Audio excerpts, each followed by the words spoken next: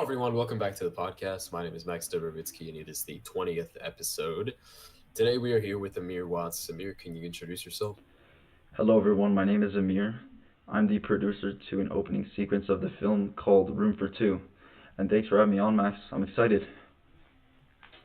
I appreciate you coming on, man. And I saw your opening sequence, Room for Two, on YouTube, and I saw that it was pretty good. And so I wanted to, ask you to come on here and answer a couple questions about your opening sequence. The first question I wanted to ask you was, how does your product use or challenge conventions?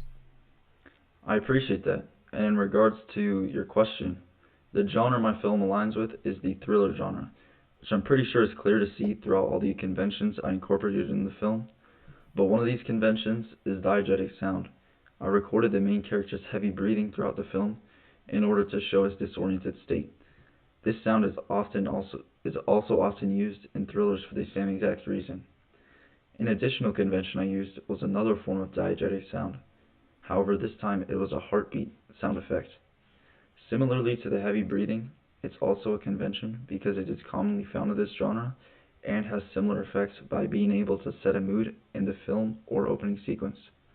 Having an audible heartbeat noise was an important addition into our film because by having multiple sounds as such, we are better able to convey the character's mood at a specific point in time.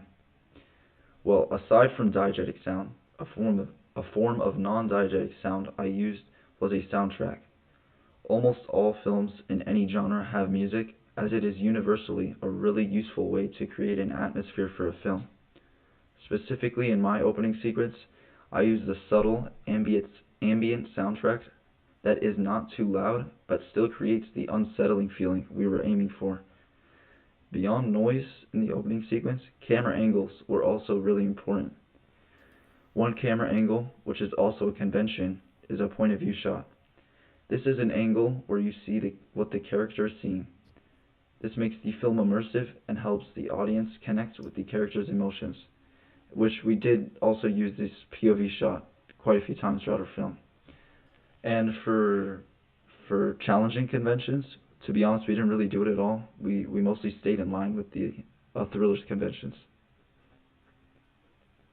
For sure, thrillers are just this kind of genre that, generally have a specific set of conventions, and, so it's kind of sometimes hard to deviate from them. So I completely understand why, you didn't really challenge them. Um, for the second question, I wanted to ask you, how does your opening sequence represent any social groups or issues? The social group I would say it represents is those who struggle with any sort of addiction. It's pretty clear that when the main character was rushing towards his medication and chugging several pills at once, this is due to some sort of addiction. This also ties into one of the issues it represents, which is overdosing. This is very common nowadays, as most anyone can get prescribed over the counter medicine, which they then use to overdose and seek that feeling anyone seeks when they are overdosing on medication or addicted to a substance. And although everything I just said was true, I would also perceive these actions in the film as simply a step in the plot. It has this role by helping lead to have an intruder in his house that he's unaware of, since he passed out from taking the medication. So you could really see it either way, but nevertheless, substance abuse is still something really important to address in our world today. But yeah, that's really it for that question. For sure, and I felt like when I was watching it, you represented those social groups and issues pretty well. Um, so yeah, well, I appreciate you coming on today and answering these questions for sure, man. And yeah, Well, I appreciate you having me on, Max. Thank you. all right, that is it for today, guys. See you next time.